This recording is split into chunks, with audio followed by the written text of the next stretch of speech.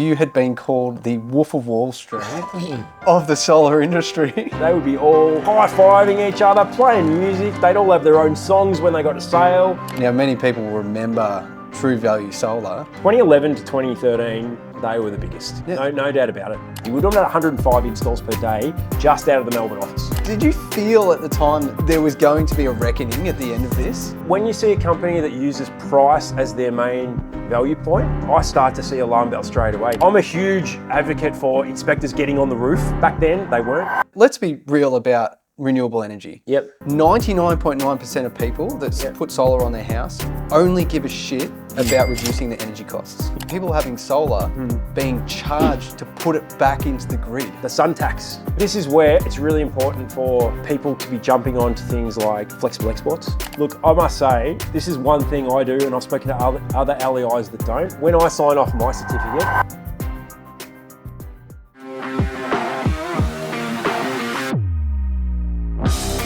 In the early 2010s, amongst tons of government rebates, the solar industry in Australia took off.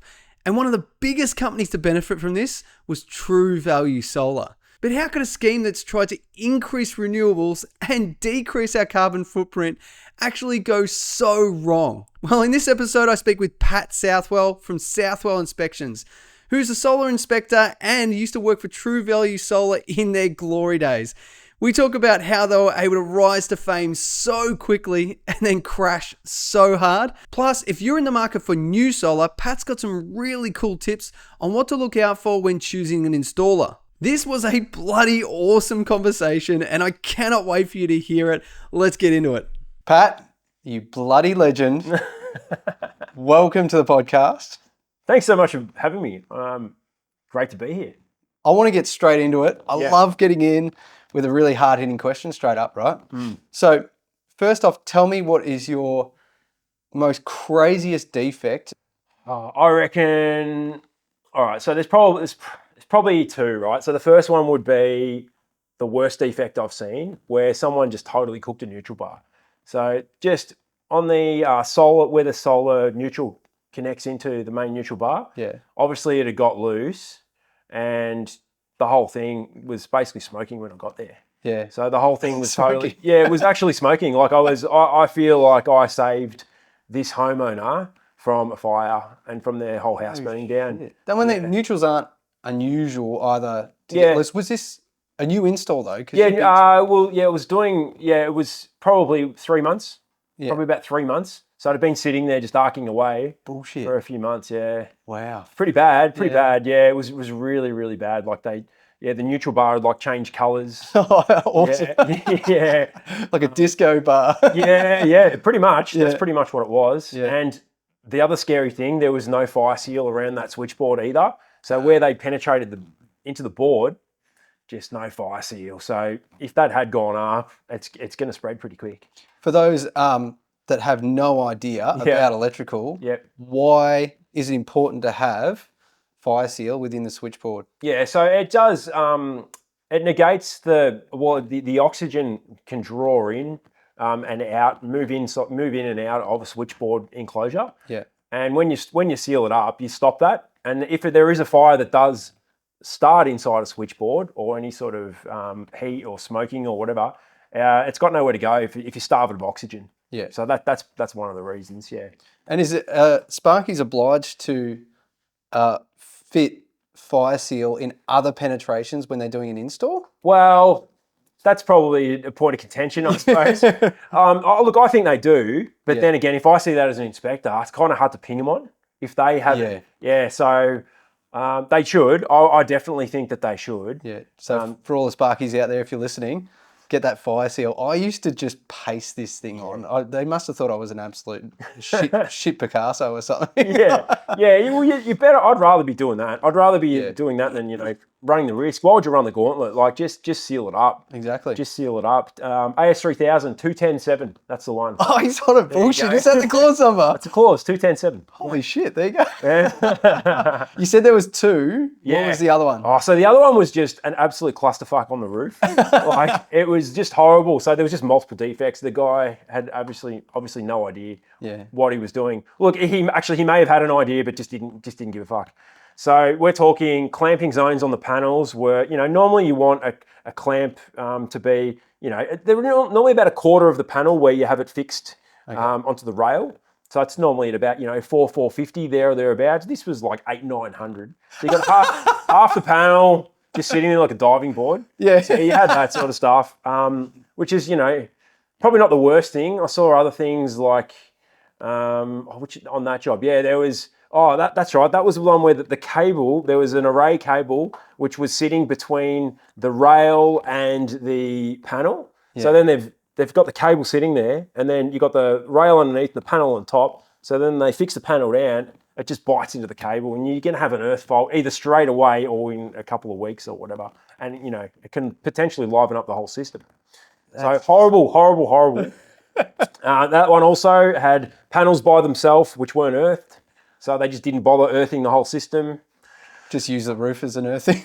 Yeah. It's surprising the amount of times I sort of see that. Yeah, really? Yeah, definitely. Where well, sometimes, right, you can actually have a system that doesn't have an earthing conductor going up to it, yet it's still earthed because it's getting the earth from the roof.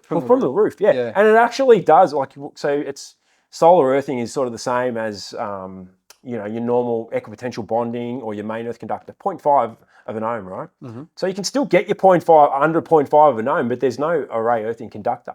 But, you can imagine what it's going to do in a fault condition. It's not going to be good. No. Yeah. Well, I mean, how would it get that? It'll go down the downpipe. So downpipe, it could be the downpipe. It could be, usually it's a tin roof or whatever. Yeah, down the downpipe, or there's something else attached to it somewhere. That's hilarious. Yeah, it happens a lot. Happens a lot in big commercial installations. Yeah. Okay. Yeah, of course. Yeah, because who knows? The whole roof could sort of potentially be live. But I don't know, at least it's earthed, I suppose. You just wouldn't want to go taking sheets of tin off. Yeah, exactly.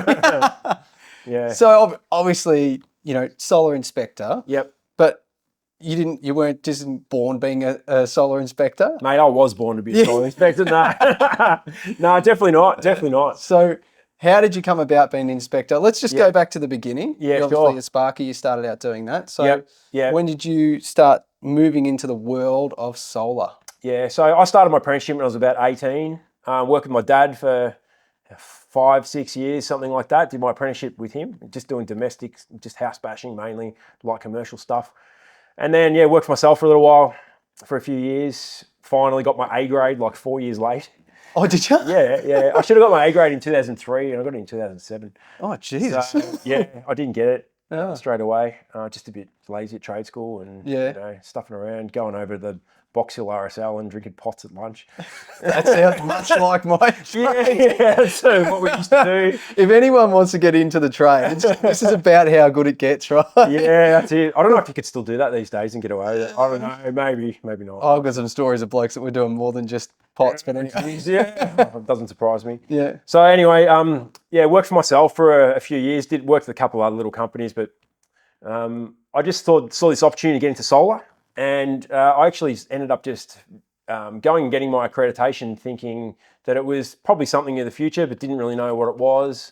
And I just decided to jump in and do it. And all of a sudden, I'm doing installs as a subby, and just working out in the sun and just loving it, and just basically throwing the cables in the roof from arsehole to breakfast. Basically, is what we were doing. There was no. Look, I won't say there were no rules, but I tell you what. Some of the stuff we did back then compared to what you need to do now, oh my God. Totally different. Tell me, I am not a solar installer, right? Yeah, sure. If I look at AS3000, we've got the rules are governed by it's 50 volts AC or above to 120 volts DC. So your arrays, what are you pumping out voltage-wise? So generally speaking, now these days, domestic, the standard's actually about to change, but the domestic is under 600 volts. Okay. So under 600 is domestic. That's about to change probably in October this year to 1,000. Okay. It's good. So, but you're talking most systems are sort of 400 or 500 volts. Okay. DC. So they're governed by AS3000. Well, why would someone like me, why would a Sparky need to get accredited? They're already accredited. They can do that. Yeah. So look, they can actually do it. You can just as a Sparky without accreditation install solar, but it's generally around the government grants. So you're talking STCs, which is the federal government grant, and even Solar Vic, which is state government. They've got a support incentive program, I suppose, which is about $1,400 a job. And if you're not accredited, you can't have access to that program. Okay. So everyone in the industry has access to it. So you do. That's the reason you would be accredited. Essentially, there is no one running around installing solar that is not accredited. No, definitely not. Definitely not. And then there's also other programs that call for it, like it might be DNSPs, Power Corp, City Power, other states, Ausgrid, whatever. They've probably got that in their documents that you need to be accredited to connect to their network, connect inverters to their network. Okay. So yeah, they've got their finger in every pie basically, and it's all over it. It's a good thing though. It's a good thing because you do get extra training, and there's certain things that you learn about in solar doing the training that you wouldn't learn just as a normal Sparky. Yeah, okay. DC is pretty full on. Like a lot of people do think DC is just, that 50, 60 volts or whatever, but tell you what, DC when it arcs or when it gives you belt, it's pretty scary. Yeah. Pretty scary. Yeah, it's not. And it also, what it does, you generally don't have protection devices connected to it. So, a solar panel is a current limiting device, right? So if the sun's out, you've got power. Yeah. And the only way basically to cut that is to either cut the cable or turn off an isolator, which we don't have anymore. Yeah. But yeah, that's the thing. It's pretty full on DC. So when you got accredited, what year was this? 2009, I got accredited. Yeah. Now that was a fairly pivotal year for Victoria. Yep. Because at the end, I believe, of that year, 2009, the Victorian government introduced was it 60 or 66 cents tariff? 60. Well, yeah, it was minimum 60 cents. Most retailers were giving 66 and some 68. Yeah, 66 feed-in tariff. Well, that was the known thing. Yeah. And there was a rebate as well, was there? There's on top of that there was So the STC rebates have gone through different changes over the years. So back then, systems were much smaller, and you used to get STCs. So your STC amount that you get, so that's your government grant, is based on how many panels you're going to be installing or receiving, right? Okay. Back then, a 1.5 kilowatt system was a decent system. Like that was what everyone was getting, and it was back then it was pretty expensive. So what they used to do is you would get 5 times the amount of STCs on your first 1.5 kilowatts, and then you would get your normal amount of STCs after that. And 5 times? 5 times. 5 times. They were called phantom STC credits. Yep. What? Yeah. And when they announced that, the industry just exploded. Hang crazy. On. So you said it was based on panels. Yep, correct. So that means that they were a certain wattage per panel. Yep. Right. Yeah. So the amount of wattage. That's right. It's the amount of wattage. Correct. Okay. Yes, Gotcha. Yeah. Okay. So that's right. So the larger the system in kilowatts, the more STCs you are able to access. That's insane. So so it was 5 times for the first 1.5 kilowatt. Yep. And then before that, so we'll go one step back to that, was the AGO rebate. That was just a flat $8,000 grant from the federal government. To get anything installed on your roof. If you got, I don't know the exact rules, but it was basically if you were getting solar, you'd get $8,000. That was it. Yeah, that was it. So that's pretty decent. Yeah. And then once they stopped that was too popular. They brought in the 5-time phantom credits. And everything exploded. Exploded. Absolutely. And that was around the time where the 66 feed-in tariff was in. That's it. I remember that because my parents-in-law actually got a system installed. It wasn't where I was living. Yeah. It wasn't feasible for me to get it, but I was super keen. Yeah. I remember the amount of people coming to my door to try and sell me solar installs was insane. Yeah. I'm kind of wishing now that I did. Yeah. But it is ending. This year, is it not? So 2024 is you're pretty much coming to the end of the feed-in tariff. Correct. The premium feed-in tariff. Yeah. I think some of them ended in 2019, and the vast majority of them are ending in this year, 2024. I think it's November. I'd have to check, but something like that. It's coming to the end. So this is the next thing. You're going to see an explosion of systems coming off the roof. Oh, this really? Is the next thing. Yep. You will definitely see that, because what will happen? The systems will get taken off the roof and recycled or whatever, and then they'll get huge systems like 10, 15 kilowatt systems, because it's so cheap now. Panel prices are so cheap, so that's just what will happen. That's insane. Yeah, they're going to end up sunsetting. Yep. Well, we'll get back to what the future of solar. Yeah, sure. But I want to talk about where you were working during this period. You were Yep. subcontracting. Yep. Who are you subcontracting with in this absolute explosion of solar? Yeah, so around that time, I was doing a lot of work for a company called Clear Solar, right? So they were a company in Mitcham they were basically having free solar. So that's what Free solar? that's what their thing was. Because of the STC credits, they worked out a way to get cheap panels from China, and that was more than the rebate. So they were giving solar for free. I don't even remember this. Yeah. It was cheap shitty gear, but it was free. They would just give it away for Well, free. you whole lot of government documents that would need to be signed and all that sort of stuff. But if you signed the paperwork, you would get free solar. That's basically Holy what it was. shit. Yeah, that's what happened. So you were going around doing installs at this stage, weren't you? Yeah. So Basically 6-panel installs, six to anything 6 to sort of 12 panels, sort of 180 watt panels. So a lot of them were 1.2 kilowatt systems, all free, all free. Yeah, it was a crazy time, absolutely crazy time. and who else were you working with at that time? So I worked for a couple of other little retailers at the time. I worked at a company called Nico Solar, and they were really good with. They had a bit of integrity, which is a bit strange at the time in the industry. I enjoyed my time with them, and I sort of got to a time then where I jumped off the tools a little bit, and I started doing a bit of office management and project management type work and those sort of things. So sort of was in the office a little bit more and out on site, just keeping an eye on things. And once they ended up actually going broke, maybe they were just.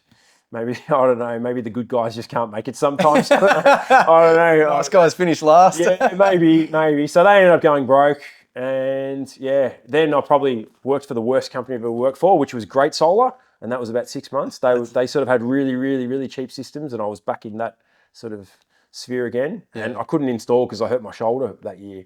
So couldn't do installations. Once they all sort of wound up at Great Solar, I ended up spending a lot of time at True Value Solar. So that was there in 2013. Now, many people will remember True Value Solar because they were one of the biggest companies. Oh, they were the biggest by far. Yeah. At the time, at 2011 to 2013, they were the biggest. Yeah. No doubt about it. They had like sponsorships with the Essendon Football Club, didn't they? Yep, sure did. I remember those ads. They were going crazy with those things. It was good for me. I paid for Essendon. Did you? Yeah, so we get to go to like corporate days at the footy. Really? Yeah, just drink piss in the. Oh, they weren't corporate boxes, but we got the rooms behind on level 2. Yeah, that sort of stuff. Had functions. Yeah, it was pretty cool. Yeah, cool. Got to meet the players. So during that period, I want to know, like, it's such a short period for an organisation to grow so quickly. Yeah. And from the outside looking in, to scale a solar business, there's a lot of moving parts. For sure. The hardware alone, to try and import that stuff, I don't even know logistically how you might do something like that. Like, what was it like, the inner workings of True Value Solar at that time? Yeah. What was it even like? So I jumped in with True Value Solar around about the time. They were probably right at their peak when I jumped in. Maybe just on the way down a little bit, but it was still going crazy. We're doing about 105 installs per day just out of the Melbourne office, right? 105 installs a day. 105 installs a day. So you have most crews would do 2 installs. Some crews would have their gear sent out, but you would basically have 50 crews or more coming in to the office anytime from sort of 5:30 in the morning to about 9. They would be coming in, loading up, and where it was in... All of them came to the one place? Yeah, they all came to the one place, and where it was in Rooks Road in Vermont. Yeah. And there would be a queue out onto Rooks Road, like stopping traffic basically. Oh my God. To people waiting for their gear. So they get to the front of the line and they'd be cracking the shits and throwing stuff and just wanting to get in and out as quick as they can. And that's insane. So that's one logistical issue. And that's probably not even what you're mentioning with the gear and stuff. Yeah. That's just the installers, right? So there was that. With the gear, I didn't get too involved with the procurement and logistics, but I know they actually did it sort of quite badly. They would just buy stuff in bulk when it was cheap and fill warehouses and go, we need this now. I remember hearing of I think it would have been a B double truck that they needed panels in Perth, and they had them in Brisbane. and they were waiting on an order or something, whatever it was. They ended up sending a truck from Brisbane to Perth, right? Yeah. Just to get these panels across. So I don't know how many were in those containers. I'm not sure how many, probably, I don't know, 100 pallets maybe, something like that of panels. And they sent it all the way across. So not getting them. So look, what I'm trying to say is it wasn't done that efficiently. They would just sort of do what they needed to do to hit the targets they needed to hit, and they would just buy stuff when it was cheap. And a lot of it wasn't very good quality either. Exactly. Well, one thing I have heard is that you had been called the Wolf of Wall Street of the solar industry. That's actually that. Where did that come from? You know what? That's funny. That's funny. That's funny that they're calling me that now. So I actually mentioned that in another podcast I was on, right? I mentioned that because I thought, this is actually when I went back to Tradie Solar. I'll get back to that in a minute, but 2016 I went back there, right? And I had an arrangement with them where I would leave work early on a Wednesday and I would start late on a Thursday to take my kids to school and that sort of stuff. So that was pretty cool. So Thursday night, I was working late. Now, every Thursday night, the last Thursday of every month, they would do a big sale, right? And where I was at that time, I was sharing an office space or a level with all the sales staff. So what it actually is, what I was saying about that is the attitude and the vibe and of that floor was just like the Wolf of Wall Street with those salespeople. Yeah, right. So I don't think I was actually the Wolf of Wall Street. It's going to stick, mate. Into that. So what it was, right? But they were like, because that was their time to get their sales. They would drop their pants on the prices, right? They'd be like, oh yeah, I know I said it'd be $5,000, but today you can have it for 3,800 or whatever. But tomorrow it's going to change, and they would be all seeing each other, high-fiving each other, playing music. They'd all have their own songs when they got to sale. Other stuff that I probably don't want to talk about too much that I saw, but it probably wasn't too bad. But just some of the things up there, like it was like Wolf of Wall Street. Like they were just all into each other, high vibe, and just like salespeople do, I suppose. Yeah. But that's what it was like the Wolf of Wall Street up there. And I'm off in the corner, trying to do some schedule for some installer, or I'm trying to work my way through some standards or whatever. I was like, oh, shut up. I know, trying to get me involved. And anyway, but that's where that Wolf of Wall Street came from. So, well, obviously, this is the Digital Tradie podcast. So I'm fascinated about how they were able to market their business so efficiently. Obviously, we spoke about the sponsorship with Essendon. Yeah. Can you recall anything else that they were doing to be able to get this many sales? Was there grunt work in just cold calling? Were they door to door? What were they doing? No door to door, as far as I know. No cold calling. I think it was all just like media, ad in the media. They used to do a lot in newspapers as well, which were probably a bit bigger back then than they are now.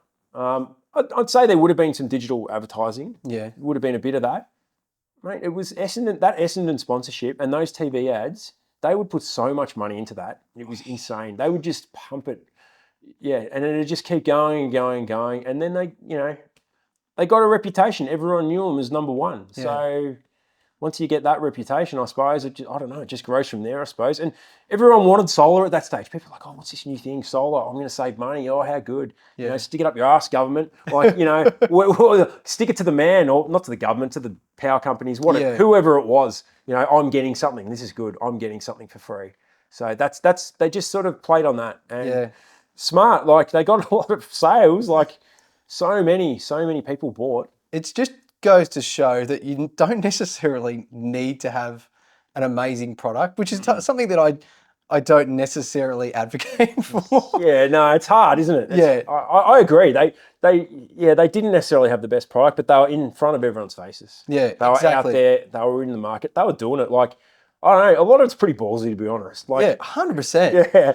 So, like, those ads have not aged well, by the way. Like, is that right? I haven't gone back and looked. Well, one of their biggest advocates was James Hurd. I mean, okay, yeah. So, like, from one defunct player to slash coach to a defunct company. It's got worse now, though, right? Now it's all bloody retired cricketers. Have you seen on all the advertising now? It's Steve Waugh, it's Alan Border. Really? Yeah. This is a thing in our industry. Everyone who's doing the right thing has got the shits with all of the shit companies using retired cricketers, and we all fucking joke about it. We all joke about it because, yeah, as soon as we hear about a company that's doing the wrong thing, we're like, oh, who does the advertising? Is Steve Waugh? Who is it? Like, all retired cricketers. And I said this in my podcast last week. I used to idolise these people when I was younger, right? And like Alan Board, I used to think, oh, he's a hard man. He's a talented cricketer. All this sort of stuff. He's really good leader. And then I see him doing these ads, and I'm like, you fucking idiots! Like, well, what are you doing, man? Why are you putting your name to this? Why are you putting your name to this? It's such shit work that's going out there that they're selling. So why do you know that a company is either good or bad? How do you know that? Look, it's I don't know, a bit of the castle, a bit of the vibe. No, yeah. I don't know. No, I think the companies that do push really hard for that type of marketing to try and look. When you see a company that uses price as their main value point, I start to see alarm bells straight away. Now that's not always the case, but something triggers in me that if you're just trying to be the cheapest, well, what's the consumer going to end up getting at the end of the day? It's usually not a good result, because if they're cutting on how much they're charging, is the support going to be there in a few years' time when something goes wrong? Are the installers going to be paid properly? They're probably just using subbies who don't care. Yeah. So they probably don't get paid properly, and they don't give a fuck. Yeah. And they're not going to come back if something goes wrong. So they're the sort of things. So price is probably the main thing. If you're going to go for a really cheap price when they sell a system, you're probably going to get a piece of shit. So from your perspective now, yep. Because if you're inspecting these installations, yeah. why have there been so many bad installations? I get that at one stage there was a lot, like how many you said, 150? 105 a day we were doing. That was just what we were doing. Right. So I get keeping up with that from an inspector's perspective, but like from an A-grade's perspective, ESV are fairly strict about this stuff. Yeah. How does that get past the keeper? So I think there's a few different things. So first thing I want to say is in Victoria, by far the best, right? Always. We're by far, yeah. Well, that's right. Well, we are compared to all the other states. Like ACT's all right, and so's Tasmania's not too bad either. Okay. But you talk New South Wales, Queensland, fucking horrible. They don't do mandatory inspections, right? So they don't even have inspections on every solar installation. So that's you can just install a system and you're done. Yep. What does that mean? So they must take some sort of percentage of those installations and go and inspect them, or they don't do anything? State government don't do it. Federal government do. So as part of the STC program, the Clean Energy Regulator, so that's where you get your STCs, they will audit 5% of all jobs, right? They'll do audits on 5% of jobs on top of everyone else. But that's the Clean Energy Regulator. Correct. What is the equivalent to like an Energy Safe Victoria? ESO in Queensland or New South Wales Fair Trading. They don't do anything. They don't do anything. So shit. Yeah, they just don't seem to have the same. I don't know what it is. They just. I don't know. I don't know what it is. I don't know. I don't understand it. I want to know more about it from their point of view. Yeah. Why they don't. They seem to be quite reactive, and when there's an issue, they'll come down on the installer or whoever it is has done something wrong, like a ton of bricks. Yeah. But that's all good and well. if someone's house is burnt down, how's that going to turn out for them? Exactly. Yeah, or someone dies. That's the worst thing. Yeah, exactly. That's the worst case scenario. But yeah, they just don't seem to see that as much of an issue in the industry. So can you talk to, in Victoria, yep, which is the only real experience I've had. Yeah, sure. Can you talk to when is it that you are required to have an inspection, yep, an electrical inspection, and when are you not? And that goes for all electrical, yep, including solar. Yep. So you've got on the certificate, there's you turn around the certificate, there's a list of what's called prescribed work, and I think there's 9. Maybe 9 things. I think it's 9. I should know. Let's go. Well, so I always look at, because I basically only do solar. Yep. It's type work number 5 and type work number 1. Type work number 5 is generation, so that's solar. Solar is a generator. Mm-hmm. It's prescribed work. Comes under prescribed work. anything that's prescribed work requires an inspector. And then type 1 is like anything to do with mains, switchboards, MEN systems, MENs, all that sort of stuff. So, and all the other ones, I don't really know what they are, but it's things like medical, high voltage, all those type of specialised type work requires an inspection. Solar falls under that. So if you do prescribed work, you must have an inspector sign it off as well. So they're putting their name to it too. So in any installation where a solar is involved, you must get a prescribed certificate, correct? Correct. It's part of the STC paperwork. So if Gotcha. Yeah. So even if it's part of Energy Safe's requirements, that's one thing. And then any rebate program will call on a certificate of electrical safety to be submitted with their paperwork, or you're just not going to get the rebate. So yeah, you definitely inspectors need to check it. So how was this managed during that manic period? So things have changed a little bit, right? Things have definitely changed a little bit. I'm a huge advocate for inspectors getting on the roof, like to check solar, right? So back then they weren't. Oh. Yeah, they weren't getting on the roof. Okay. They weren't getting on the roof. They were just having a look at the inverter going, oh yeah, that's good. Send a bill for $100, tick, tick, tick, tick, whatever, right? That's what was happening. That's what was happening. Things have changed now. We have still, like the price has gone up a little bit, but you still have got these moron inspectors driving around, probably not getting on the roof and just having a sign-off service. Like ESV know about this and it's getting better. Right? Yeah. It's definitely getting better. But yeah, there's still some driving around for $150, $160 going tick, tick, tick, tick and doing however many per day. Right, the ones that are doing the right thing, charging $300, getting on the roof, checking, spending time there, doing their testing, doing the visual checks, making sure it's all right. Yeah. So that's that. So back then there was a lot of not getting on the roof. Back then ESV weren't. I won't say they weren't as interested because they were interested in solar, but it's got much bigger now, and there's like a whole department in ESV now who sort of look after solar. Yeah. And they've got some really skilled people in there who know what they're talking about. So they're really engaged as well. So it's definitely got a lot better. Yeah. The government moves slowly. They're government organisations, so they move slowly to react and things like that. But yeah, that's right. As a result of this whole, influx in the industry and potentially bad inspections. Yep. Where are consumers left with all of this? Because there are some that potentially have systems that aren't working or have failed early because of the cheap crap coming out of China. Yep. Where are they left? Is True Value Solar around? I looked them up. They're still at listing. Yeah. They've still got their website up. Yep. Are they still around? I don't think they're around, right? So there's something on their website that says they're not open or something like that. But I'm pretty sure they have some sort of capability with warranties. Okay. Yeah. I don't know how good the support is. Yeah. I know there was someone like answering phones and emails. I don't know if they're still there or not, but up until at least a couple of years ago. So they went broke in 2018, 2019, something like that.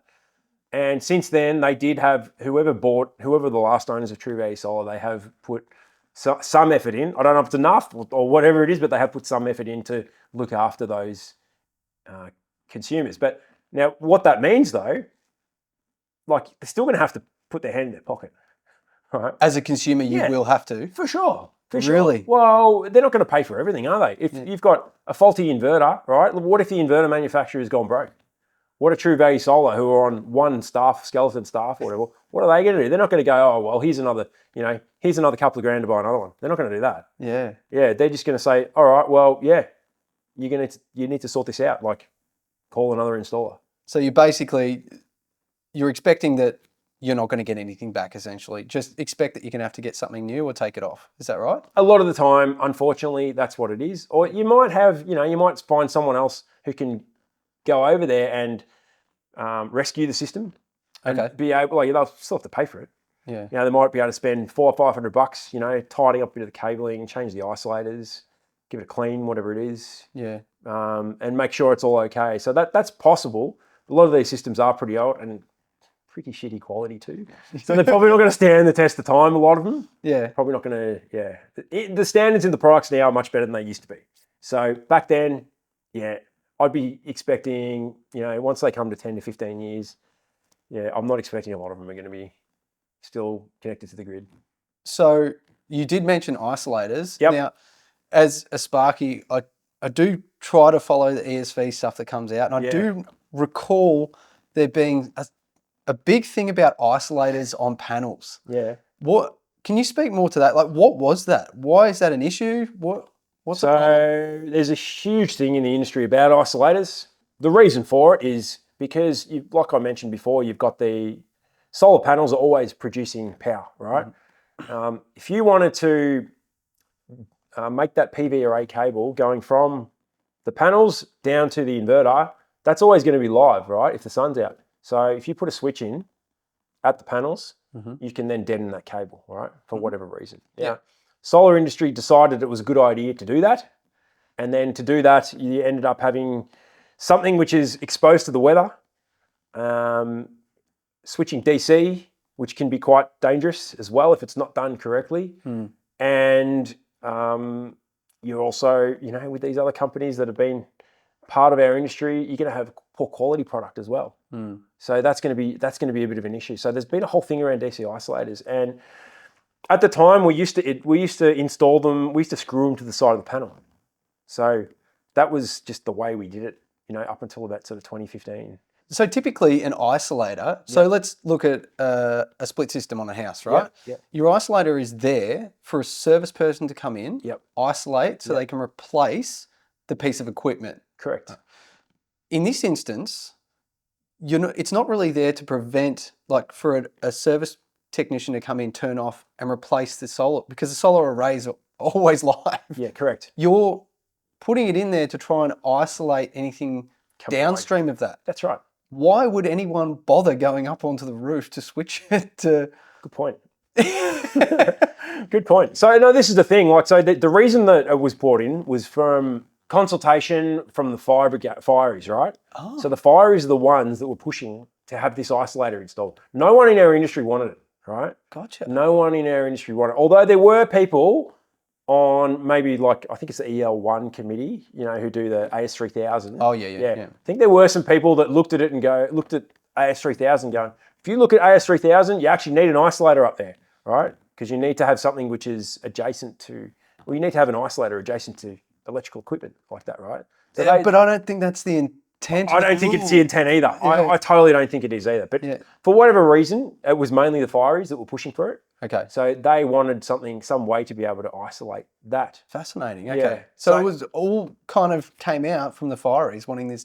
There was a lot behind it. Yeah. They had a lot to do with it. Yeah. So what is it then that makes up, if you've got all of these issues with solar panels, we're meant to be, the country that's got all of this sunshine. We should be promoting this stuff. It should be easy to get on and cheap, right? Yep. How can a consumer pick the right system for their house or their business? Like, what is it that makes these things good? Yeah. Okay, so everyone, all the marketing companies and all that sort of stuff will say, oh, you got to buy all the best equipment. You got to buy, it's all about Fronius. It's all about SunPower. It's all about Enphase. All these really great brands. They're good brands, right? Good. Some of them are German-made brands, whatever. That's all good and well. And I do believe you need good quality gear, right? But my personal opinion is you need an experienced installation crew, knows what they're doing and is not going to cut corners. So that's, for me, is if you're going to buy it, you need to look at how good the installation crew is going to be. So that, for me, if I was going to buy, which I'm actually about to buy a system.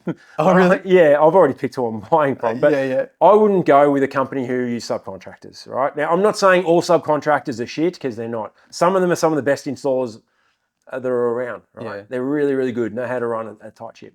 But if you've got in-house installers who've got buy-in with the company that they're in and they care, there's more chance that things aren't going to get missed, because they're probably not going to be rushed like a subcontractor is.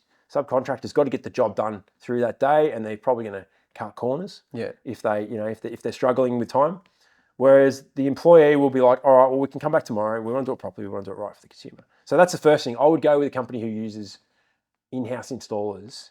So for the most part, we're beyond now that cheap, shitty stuff from China. Most of the stuff coming in will be actually the good quality stuff regardless. Is that what you're saying? Pretty much. Yeah? Pretty much, yeah. Like all of you, so the equipment we're talking about is panels and inverters, right? Yeah. They're listed equipment. They've got to be approved. even the shitty stuff now that you would call shitty would probably be almost like top of the range back in the day. So, and the product standards have got so much better than they used to be. Yeah. There's so much, in Australia, we've done that really, really well. We've done that well. We've lifted the bar with the products. Yeah. I think the CEC approved list for panels, there was something like, I think, about 15,000 different models of panels on the list back in like 2010, 2011. 15,000 different types. Different types that could be approved. Holy shit. Yeah. How do you even choose out of that? That's ridiculous. This was the thing. So they were the ones that were approved. And so companies were just importing from China, and it was that cheap to get a product listed on as an approved product that they would just list them. They'd just pay money to the CEC or whoever it was, and they would just get them listed. CEC pulled that in and gone, nah, we're going to increase the price to be able to get listed, and we're going to increase the barrier of entry. You're going to have to meet this IEC standard now. And all these like thousands and thousands of panels and panel manufacturers dropped off. Yeah. And now we're at a good place. And it's similar with inverters. It wasn't quite as bad with inverters, but it's similar. It was like the surge that we needed to have in Victoria to get to a certain standard, do you think? Look, there's a few different ways of looking at it. I feel like without these periods of growth, we wouldn't be where we are now as an industry. Yeah. There's also the other side of the coin where people say, well, the only reason you guys have a job is because the only reason you exist is because of these rebates, and you're just doing a shit job and fucking it for everyone else. Yeah. So I see both sides of the coin. It's probably somewhere in the middle, but I do think that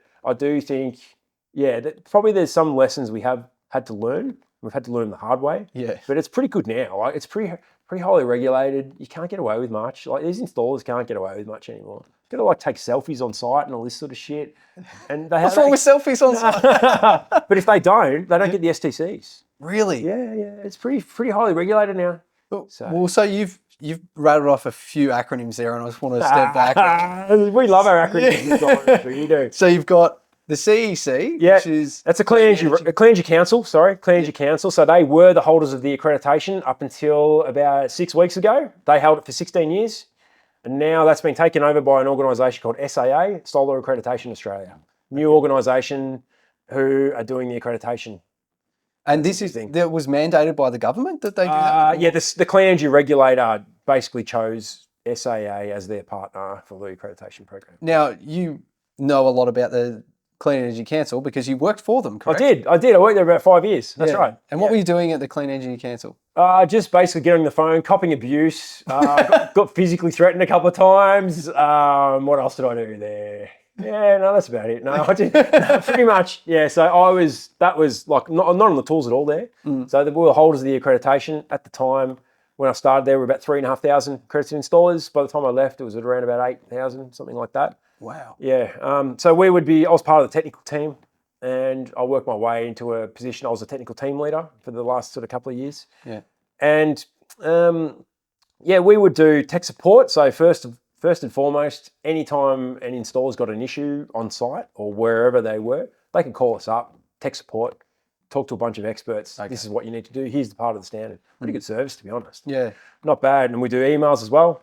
We would also run installer nights around the country. So we'd fly around different parts of the country and speak to installer nights, and those installer nights would be eligible for CPD, Continuous Professional Development Points. Yep. So they'd come and learn about products and learn about what's happening in the industry.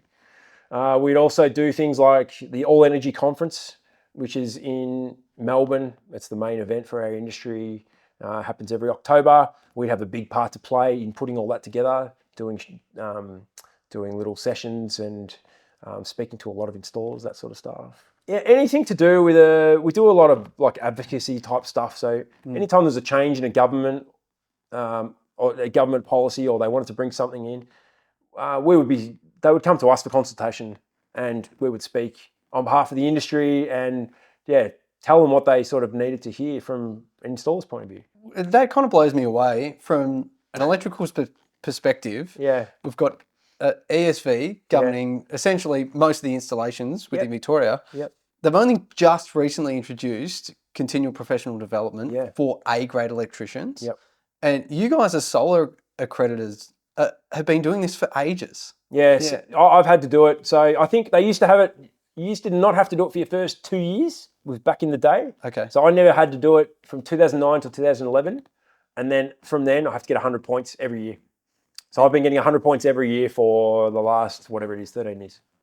Just in solar related? Yep. Yeah? Pretty much. Yeah, there's some things which might cross over, some courses you might do, which might cross over into other parts of the industry. Yeah. But yeah, it's all solar. It's all related to solar. Yeah, okay. It's all related to solar, yeah. And you've recently just created your own courses. Yeah, for people to come in. Yeah, that's right. I've got a couple. I'm doing one with how to test a solar installation. So I got that approved for 15 CPD points. That seems pretty basic to me, but it's 15 CPD points. Mate, it's so basic, and this is the thing. Like, I was sort of mentioning to you before. I found just being an LEI, the amount of electricians. LEI? Yeah, okay. Licensed electrical inspector. Yeah. So that's a Victorian thing. So becoming an LEI, I've been blown away by the amount of electricians that don't know how to test. That's mind-blowing to me that comes out of an electric, because it's basic. I was saying before, there is a whole appendix within AS3000 dedicated to testing. Yeah, well, I think it's probably a little bit worse in solar too, because they're selling to the pump. Like, you don't, a lot of these retailers that are doing this installation work, like it's so price competitive, right? That they've got their boss up their ass all day, basically trying to, push them on to the next job and the next job, the next job. They don't have time to test. I get it, and it's not right, but I can kind of get it. So those habits, even if they learn them at trade school, whatever, they fall off. Yeah, so there's some installers, like, they don't know how to do a basic. I've spoken to some people who don't know how to do an insulation resistance test, and some don't even know what it is. Like, they're like A-grade spark. A-grades, yeah. So you wonder how they got through. Exactly. But it's like, I've seen them. They go to do an IR test, and they do it on the the ohm scale, 3 ohms. And I'm like, what are you doing? And they're like, isn't this insulation resistance? Resistance. That's 3 ohms. I'm like, no, man. You need to put a DC voltage into this conductor and check it to earth or whatever you're checking it to.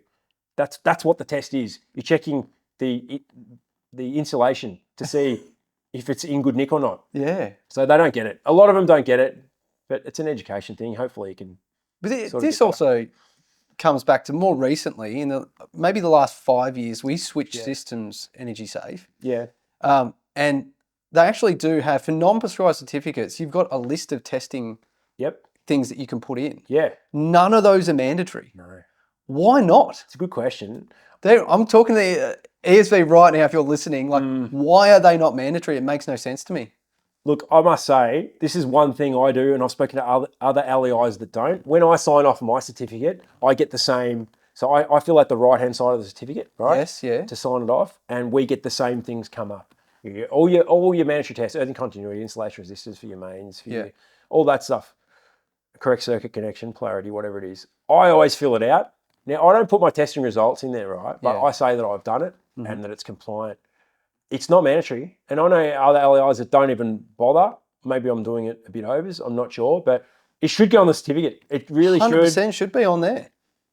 If things go wrong, like, it's something they can always go back to and go, well, you've tested this. You've said it's right. And it will make people do it. Exactly. Yeah. That's the thing. That's the very, very easy thing that they can do to help regulate the industry a little bit more, make everybody a little bit more protected. Yeah. And that helps Sparkies as well. Like, they think that they're against them, but it helps them when, if anything comes to litigation and you've done it correctly, it's all there in writing. It's all on the digital paper that it is. So for sure. And I find ESV, if you get it on the right side of them, they're actually really helpful. They are. Yeah, I've had a great relationship with ESV. I shouldn't say we are. Look, everyone's like, I'm sure they know. People all the people you're talking about, they probably know this. They would definitely know. And they're like, hey, there's another guy saying it. We should actually do this. I find them really helpful. Sometimes they don't give away too much because of the position they're in, and I understand that to an extent. But every time I've reached out and said, what should we do in this situation, or what are the considerations here? They've really helped and tried to. Sometimes they can't give you the answer, but they can give you the bit of information which may help you make the decision on what you're going to do next. And they're really helpful with it. They don't want to just be the ones that no one ever talks to and that everyone thinks their life, they're trying to make their life harder. That's not what they want. Yeah. you know what? If people are doing the wrong thing, fuck them. They should be. They should go harder. Go hard, ESV. Yeah. I reckon they should be a lot harsher on people who aren't doing the right thing. I think so too. There should be bigger fines potentially for some of these people. Yeah. There isn't sometimes. No, there's not. Yeah. No, there's not. They definitely should. I think it's a whole risk thing though. Sometimes it's hard for them to be able to prosecute or whatever because potentially, yeah. I don't know, whatever it is. But yeah, ESV, if you're fucking inspectors not getting on the roof, fucking do something about that. Because I tell you what, should be photos. Well, that's it. So I take photos on 100% of my jobs, right? Yeah. You should see my camera roll. I've just dumped in about 50 or 60,000 photos off my iCloud. So on my phone at the moment, I've got about 170,000 photos. Yeah. All sitting there, right? I take photos of every test I do, right? Every time I'm up on the roof, I take a photo. I take a photo of all the cables I check, all the issues. If anyone ever says anything to me, you didn't get on this job, you went on the roof, I'll say fucking bullshit. I have a photo, it's time-stamped and it's geo-stamped. Beautiful. So yeah, like I feel like more people should be doing that. Not even installers as well. Timestamp your photos. Can you know, there was an app I use called I think it's called Timestamp. That's the one I use. That's right. Yeah. And it takes that geodata and it places it on the photo itself, yeah? You can have that. Yeah. Yes, you can. My one doesn't, but it's in the metadata. Yeah. But yes. I actually had it all the time in every one of my photos. Yep. And you can't get around it. That's it. It's burned. It's etched into that photo. You can't get rid of it. You cannot get rid of it. Yeah. That's right. I actually had a scenario of whenever it was, earlier on this year or late last year. I was doing a clean energy regulator audit. So that's a federal government audit. And this happens like roughly 12 months after the installation. Yeah. And I got up there. It was this shitty old terracotta roof, like old area. And every time I get up on the roof, I take a photo, right, of the tiles and the condition and everything. So time-stamped, all that sort of stuff. Get a call. I do the inspection. I get a call maybe, 6 weeks later from the provider saying, there's been a roof leak. You were the last one up there. Can you call the customer? And I've gone through it, had to look through all my stuff. I'm like, well, here's the photo I've taken of as soon as I got up on the roof. And you can see the cracked tile. Oh, really? You can see it, right? Now, so more for me for not seeing it because that's what they said. Well, if you saw it there, you should have said something. And I'm like, I didn't fucking do it. Yeah. Exactly. Someone else did it. Yeah. And then they're like, well, you were the last one up there. And I'm like, okay, check with the installers. They had their time-stamped photos. Didn't show exactly the same area, but they had that. And I said, all right, what about your inspector?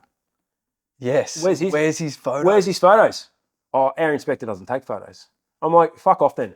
Yeah. Seriously, I've got a photo, I've got evidence. Yeah. And I sent that to my insurance company because, it's for them to deal with it. And they're like, you've got all the evidence here. Yeah, perfect. Like, that's it. So this is the thing. It will save your ass. Timestamp photos, they save your ass. Like I say, I've had to pay for, I think I got like 5 terabytes storage on... Terabytes? Terabytes, yeah. Really? I haven't used it all, but that's the account I've got. Oh, shit. Yeah, 5 terabytes. I take about probably anything between 300 and 500 photos a day. Holy shit. Yeah, 300 to 500 photos a day I take. Yep. Wow. Yep. That is nowhere near what I was doing. But I do some government work as well, doing auditing. Yeah. Sometimes they require, if you get a defect, if you put a defect in, you've got to have it in there. You've got to have a timestamped defect. You've got to you might show multiple photos of it. And then I show all my testing as well to prove I've done it. Yeah. So no one can say, you didn't test that. And yes, I fucking did. Exactly. So, and no one said it yet. No one's actually said that to me. You haven't tested something and here it is. But I know I've got it all there. How did you fit into True Value Solar? You are so by the book. How did you feel at the time that it was coming, there was going to be a reckoning at the end of this? Could you see it? So let's go back one step, right? So I was at True Value Solar in 2013, right? Mm-hmm. And then I got given the ass towards the end of that. It was a fucking really ugly. Well, they used to have all subcontractors doing their work, and before I was there, they had subcontractors running the office and running all the stuff I was doing, right? Then subbies doing that? Yeah, there was a subby company that was running So they were getting all their crews to do all the jobs and all this sort of stuff, right? Okay. They ended up getting rid of that and saying, we're big enough now. We want our own in-house people running this team. So I was part of that. I came in a few months after that. Once we hit another downturn in like August, September of 2013, I think it was, they ended up saying, well, this kind of isn't working. We might go back to the old model. Oh, okay. So, and then the old model came in and they got rid of me. Yeah. Right. So that was an interesting time. But anyway, so I left there then and ended up going back in 2016. Right. They called you back in, but it wasn't them. But so they got given the arse. These people got given the arse again. Yeah. And then someone I'd worked with previously said, we're in a bit of shit here. What are you doing? Can you come and help us? And I'm like, all right, I'll do it to help you. So I went back for another 12 months and it was already on the massive decline. Yeah. So by that time, I think in Victoria, we're only doing 20 to 25 installs a day, maybe sometimes less. Yeah. So did you say only? Yeah, I know. Yeah. But it wasn't quite the operation. We used to have, at the complex where we were at, we had two-story office blocks on each side of the complex and the warehouses full all the time. And then you had state offices everywhere. By the time it was 2016, they'd shut one of those and they were only using sort of about 3/4 of the warehouse, and there was spots that were free in the office. So it had copped a fair bit. Yeah. So and in that 2016, I saw the downturn then. Yeah. Even from at the start of when I started there until the time I left, that was just before I went to the CEC, I could see things getting quite bad. I did some research prior to this, and I found that they were doing things like there was something in the industry, and I don't think it was just True Value Solar, but the ACCC got a hold of it, and I think they slapped them because they were the big dog. Yeah. Is this to do with the reviews? This could be another one. Yeah. No. But this one had something to do with offering a bigger inverter with smaller panels. Yeah. Yeah. And essentially the marketing around it, this is what you've got to be careful about marketing and what you're saying to people. Yeah. Because essentially they were implying that by installing a 3 kilowatt system or inverter, you were getting 3 kilowatts of value, or it could output. Mate, I know exactly what you're talking about. So what it was, you're talking. This was happening when I got there. This was like the huge thing that they would sell. Oh, really? True Value Solar, 5 kilowatt inverter with 8 panels, right? 8 panels of whatever, 190 or whatever. So you're talking 1.5, 1.6 kilowatts or whatever of panels, hooking it to a 5 kilowatt inverter. And they would say, it's an upgradable system. All right? That's how they would sell it. It's an upgradable system. So buy now and future-proof it. So, and they were saying it was like basically a 5 kilowatt system. So it was misleading, was it? Was it ever? Oh, really? For a few reasons, right? For a few reasons. One, what you said, they felt they were getting a 5 kilowatt inverter. Gotcha. The other thing, standards change in solar industry. Like AS3000, what do we have? A change every 8 to 10 years, whatever it is, a few amendments here. Well, more recently, there's been a lot of amendments. Well, there's been more. Look, it has been more recently, but you're right. Generally, it's not that often, right? Nah. All right. So in solar, we've actually gone through a period where things haven't changed for about 18 months or 2 years even. That is phenomenal. Up until then, it's like 1 to 2, 3 changes per year. Wow. Right? And there's another one coming in August, September. Yeah. The one I was talking about, which will allow 1,000 volts. Okay. So, because we don't just have 3,000, right? We've got 4777.1, 5833. They're different standards. So we've got to be all over the top of all of them. Now, because they change so often, saying you get an upgradable system, it's not upgradable because the standards change and all of a sudden you can't install on that inverter because that inverter is done to the old standard. Which is okay unless you change the system. That's right. You need to be up to date with the current standards. Correct. That's right. So you're stuffed. You're basically stuffed. And a lot of those old inverters were not on the list of products, which are, you need to, if you're going to install an inverter, or if you're going to alter a system, alter or addition, you need to make sure that inverter is on the list, right? It needs to be on the approved list. It's actually in the standard. And if it's not, you can't do alterations or additions to that system. So that inverter will drop off the list. Jesus. And then they're stuck with this system. And it's like, well, I bought this upgradable system. And then like, well, you have to buy a new one. That's basically it. You can't do anything to it. That was the thing. That was And yeah, that we used to get calls about that a lot, saying you Wow. bought an upgradable system and it's not upgradable at all. Did you ever have people come to the office like? Yeah. Yeah. Yeah, not so much what I look. There's one story where some guy came in and just was going nuts and would not leave, and I think the cops got called and that sort of stuff. Well, one's not bad out of how many not. installs Yeah, a day. It's true. I think that's probably not bad. And that's only, I wasn't involved in that. I know there were a couple of other little stories. People used to threaten it a lot. Yeah. People used to threaten it a lot. I don't know how many actually came down. But yeah, no, look, to be honest, probably dodged the bullet there. I reckon. They've done a good job. Yeah. But look, having said that, it wasn't all bad. Yeah. It wasn't all bad. There's some good installers that were there. Yeah. And there was some good people as well. Yeah. So, you sort of, you remember the bad times. But a lot of it was quite good too. Yeah. Still a lot of research on products, and there's a lot of good people doing good things. But yeah, there was heaps of bad stuff too. Oh, credit to an organisation that can scale that much so quickly. Yeah. Do you recall there being any technology or systems they were using to help them scale? Because typically, without any computer systems, it's very difficult to do something like that. What were you using at the time to distribute these jobs to guys, or Excel spreadsheet? no? For jobs? Look. No, there were. I mean, they did have a reasonable CRM in place. Yeah. Do you remember what that was? I think it was custom built. Oh, really? Yeah. Oh, okay. Yeah. It wasn't like a Salesforce or it wasn't anything I'd heard of before. Wow. Pretty sure it was custom built. Okay. Yeah. Yeah. So it was okay. It was a bit clunky with a few things. Yeah.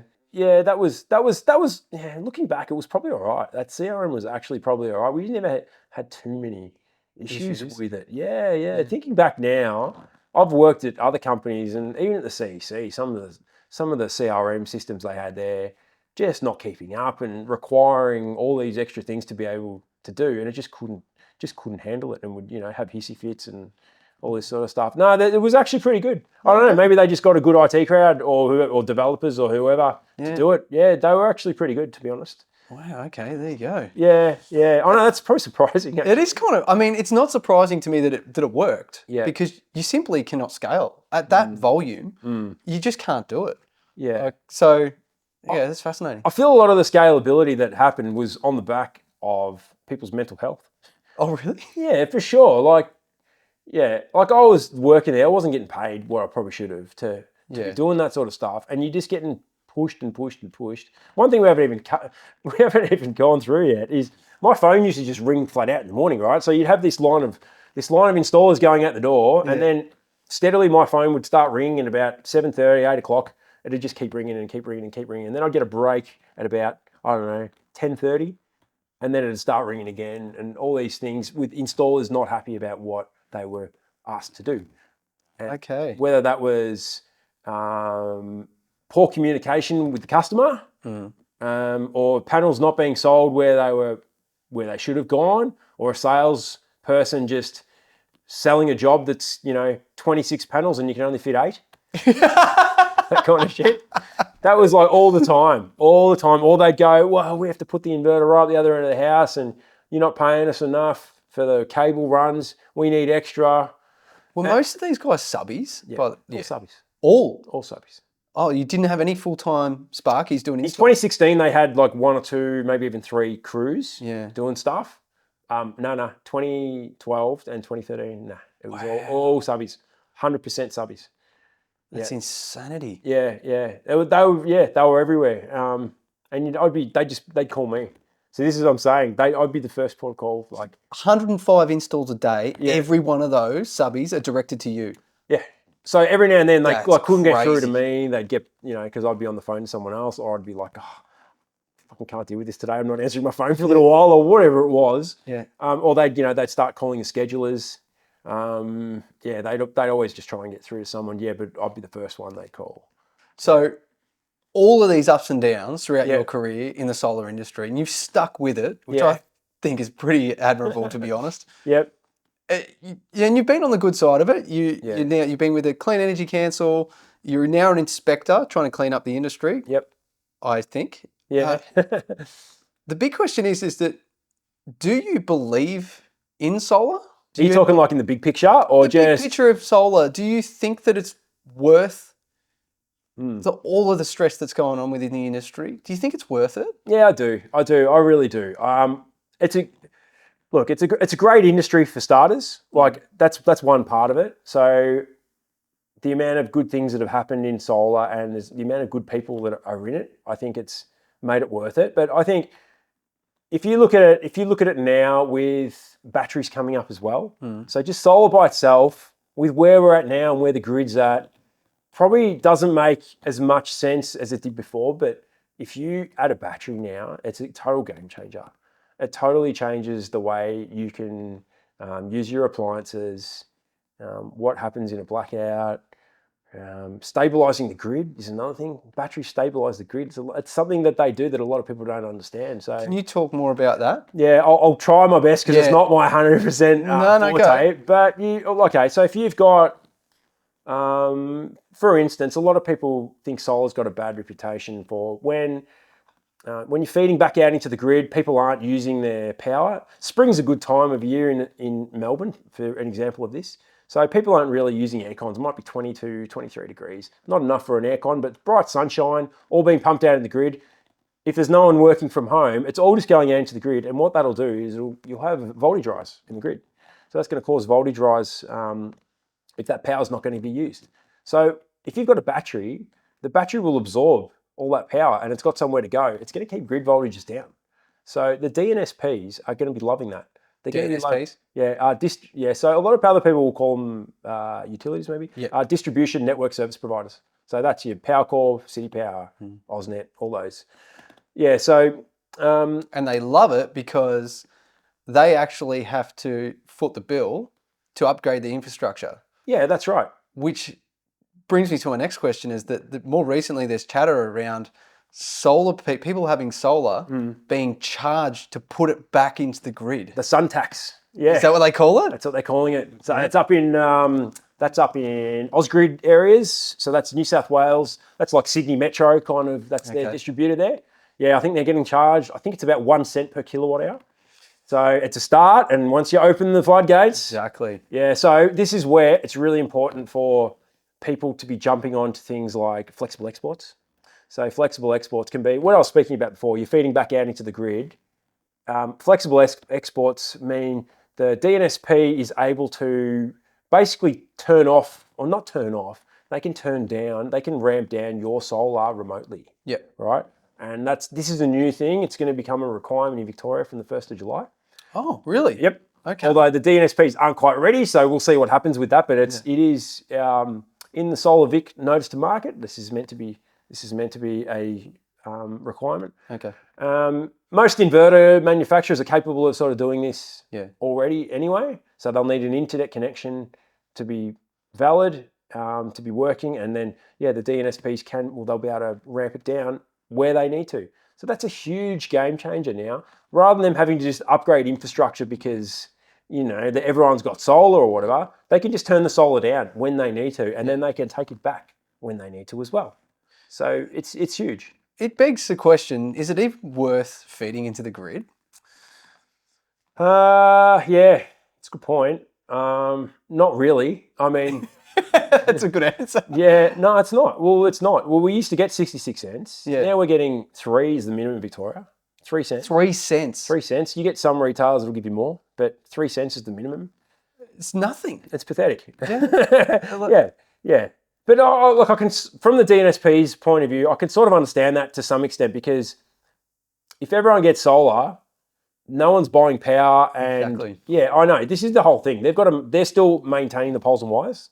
So where does that money come from?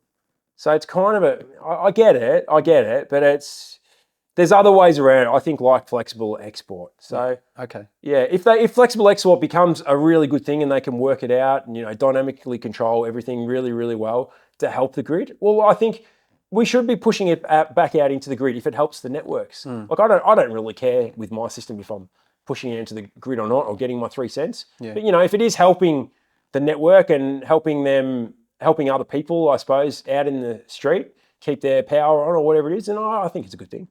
Myself, I'm slight skeptic. Yep. Right, of solar. Mm-hmm. Okay, so And more recently, the Victorian government have banned any new connections of gas. Yes. Right? Yes. So can you convince me as to why I might want to get some like renewable energy stuff for my house? Yeah. Because the way that I've done some calculations Yep. is that potentially I can reduce my energy bills Yep. by changing my behavior on the base load that I receive from my distributor. Yep.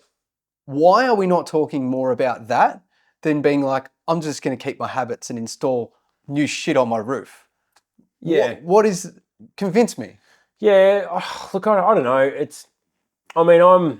Look, for starters, like I'm building a house at the moment, right? No gas connection. So Yeah. we're not doing it. I'm getting huge solar. Well, you can't. You're not allowed to. Well, I actually can. So Okay, there's a loophole there, right? Oh. Yeah, it's only in new estates. Oh, really? Yeah. So only in new estates. So we're doing knockdown rebuild. Okay. We were able to get a new gas connection. Yeah. I didn't know that. There you go. You are actually. I think it's discouraged. Yeah. Unless you talk to the gas company, they actually tried to get us to reconnect. So I called up to abolish, and they tried to say, "Oh no, why don't you keep it? You know, you can get the stove and all that." I'm like, "No, I'm not interested." Yeah. So we're going for big solar with battery. Everything is full electrification. So what was your question? You're talking about you've got a base load of power. Is that what you're saying? So I can change my behavior. Yep. And reduce my energy bill. So let's be real about renewable energy. Yep. 99.9% of people that put solar on their house only give a shit about reducing their energy costs. Yeah. Guaranteed. Yeah. Right? That's the same as me because I just don't think, quite personally, I think we need nuclear, but that's a question for another day. Yeah. Right?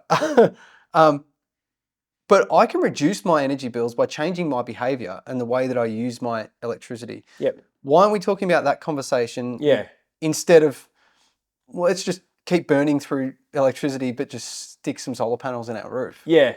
Yeah, look, it's a good point. I think we should be having both those conversations. That's what I think. Yeah, but you're right. Energy efficiency is a massive thing. Yeah.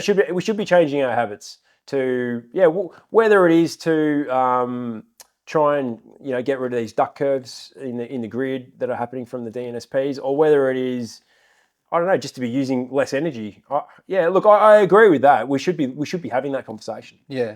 I mean, the other thing that kind of gets me, and this is across the board with a lot of things that consumers get and buy, and that is that there is never really a good recycling policy in place. Yep. And the same goes for all of the solar panels. Yeah. Imagine all of these solar panels. Yep. Where are they going? How are they being recycled? Good point. It's a really good point you ask about that, because there's a lot of things happening in this space in the industry. Because I think that's where solar gets a bit of a bad reputation, that it all just ends up in landfill in 15, 20 years' time. Exactly. Yeah, so there's been some companies who have put a lot of research and development into this topic. They can now work out a way to recycle, I think the number at the moment is 95% of a solar panel and reuse it, right? So there's things like, what some companies were doing is knocking the frames off the panels and going, we recycle it, and then throwing the rest into landfill and we recycle it, right? Yeah, right. But now there's actually companies who are fair dinkum about it and doing it right. So what they're doing is they're taking off the aluminium frames. They're actually repurposing the glass as well, right? Okay. And that glass it's actually more pure than you're recycling your your glass collection. I don't know if you've got glass collection here from your council. Your purple glass bin. And plastics. No. Well, where I am, we've got a purple bin. So it's just glass. Just glass. Yeah. Wow. Just glass. Yeah. It's only been the last 6 months or so. Okay. But so the councils are starting to collect that. Okay. When it's just glass and they recycle that, the glass from a solar panel is actually more pure than that glass that you might get. Because it needs to be cleaned, like it might be contaminated from other things that are in it. So they've worked out a way to reuse that glass. They're reusing the silicon wafers as well. Wow! So that's all being reused now too. But it's having the ability to do it is one thing. Yes. But doing it is another. Yeah. So there's moving parts, and this is something that's going to gain momentum probably over the next 12 to 18 months. Okay. There's recycling plants that are, you look at there's all these large scale plants, right, that are going to end up coming offline, in maybe 10 years. Yeah.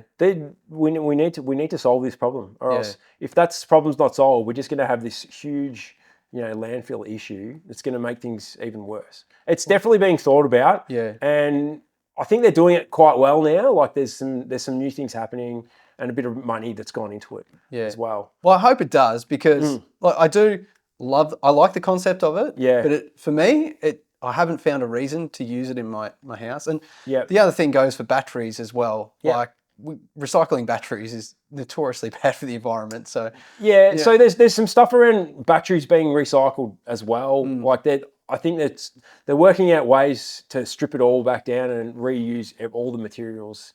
Well, for those that are interested in getting solar panels, it looks like it might be moving forward. So, but get a battery is what I'm hearing here. Absolutely, yeah, definitely. If you're going to get solar, get a battery. Like the attachment rate of batteries now is huge compared to what it was. Okay. So I think it's something around 30 to 40% of solar installations now are having a battery installed as well. Whereas 5 years ago it was maybe 5%, something like that. So it's happening a lot. It's happening a lot.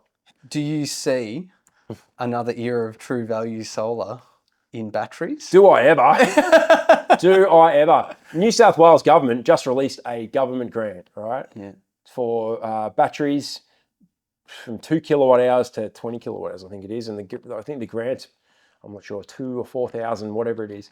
This is just gonna be sharks coming in and just going nuts with all the cheap shit. I just hope they work this out. It's in consultation at the moment. What they did stupidly is they announced that they were going to do the rebate, but they said, it doesn't start till November. So we're in June now, right? It got announced a couple of weeks ago. They're like, we're going to do a battery rebate in November. So what do you think happens to all these businesses who are selling solar and batteries? Yeah. The sales go flat because these dickheads at the government decide to say, look, we won't consult industry. We're just going to announce a rebate to try and get some votes. And then all these companies are going to they're copping it, mate. They are absolutely copping it.